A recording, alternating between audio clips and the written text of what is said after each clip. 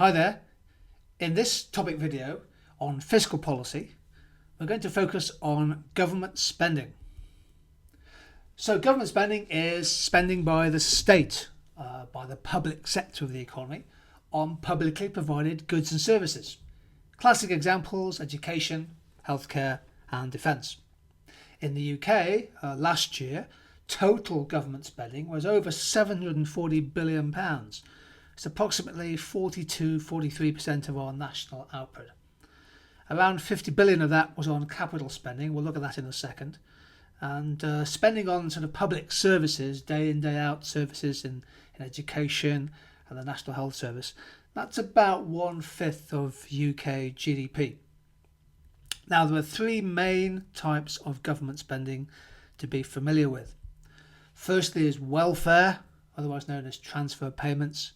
And there's a whole host and a complex system of welfare benefits in the UK, probably more so than in other countries. The second type of spending is current spending. This is public services, recurring spending, providing police, fire, local authority services, state education and the National Health Service. And this is current spending because it's day in, day out. It uses up resources to provide the public services that people want. And thirdly, importantly, we have capital spending. This is spending on infrastructure, spending on capital goods needed to provide the public services. So government spending made up of three things: welfare, public services and capital investment. Here's a breakdown of total government spending in 2015-2016. You can see from the pie chart that welfare, social welfare protection, is the biggest single item, well over £230 billion. Healthcare, £140 billion. Education, just a touch below £100 billion.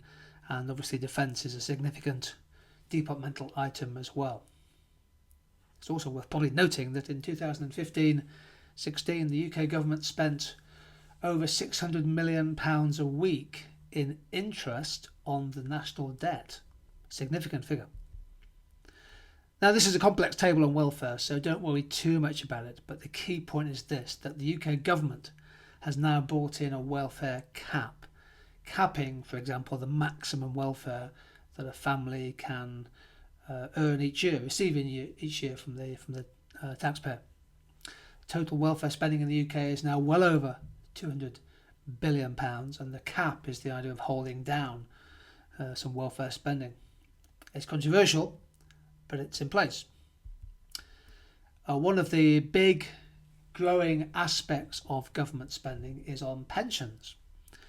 This chart shows the annual increase or the annual level of spending on the state pension, and you can see it rising most years, edging up towards £100 billion.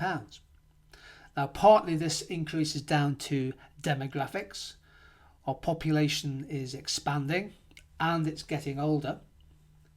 But the government has introduced recently a triple lock on the state pension. And the triple lock means that the annual state pension goes up each year by either inflation or the growth of average earnings of people in the labour market, or 2.5%, whichever is the higher of those three figures. NHS spending on the National Health Service as a share of GDP, has been rising significantly in the longer term. But in recent times, as a share of national output, although the real level of healthcare spending has been more or less maintained, despite fiscal austerity, as a share of GDP, healthcare spending has nudged down to just below 9% of national output.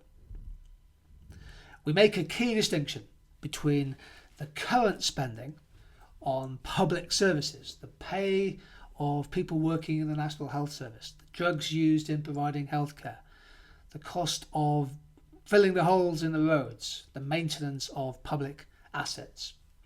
That's current spending. And the key distinction is made between that and capital spending. Building new motorways and bridges, building new flood defence schemes for different localities, the cost of acquiring new defence equipment or the latest cutting edge technology that might be used in the National Health Service. So when you get an example of government spending, look to see how much the state is spending on basic public services and how much it's prepared to commit to new capital spending. It's going to make a difference to the impact of government spending on the wider economy. Now, we look at government spending as part of fiscal policy because the big G is important. Just a few words on this to finish. Government spending is a key component of aggregate demand in the UK and in many other countries. Government spending and decisions about where to spend that money can have a big regional economic impact, trying, for example, to expand spending in areas which are not as economically prosperous as others.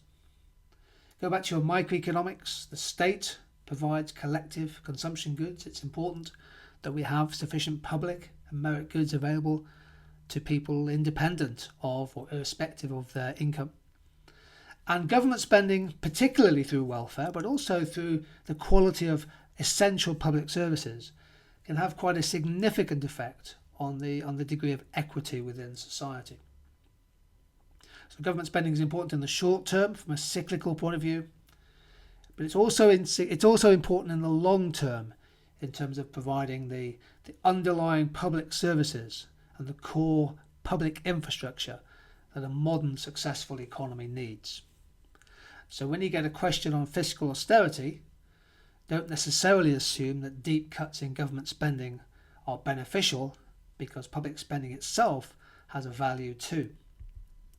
Here's a chart showing total government spending in the UK, and it includes a forecast for the next few years from the International Monetary Fund. The red line shows government spending, clearly still climbing despite the fact it's been held down a little bit in recent times. The blue line shows tax revenue, and that is forecast eventually to climb towards the G level in red. So the gap between the two, of course, is the budget or the fiscal deficit. And according to the IMF, by 2018 or 2019, then the UK government will be close to eliminating the budget deficit. So this has just been a quick primer on government spending. I think the key point to take away from this short video is the difference between welfare, transfer payments, current spending on public services, and capital spending on infrastructure and other important public assets. Government spending, it's a big part of fiscal policy.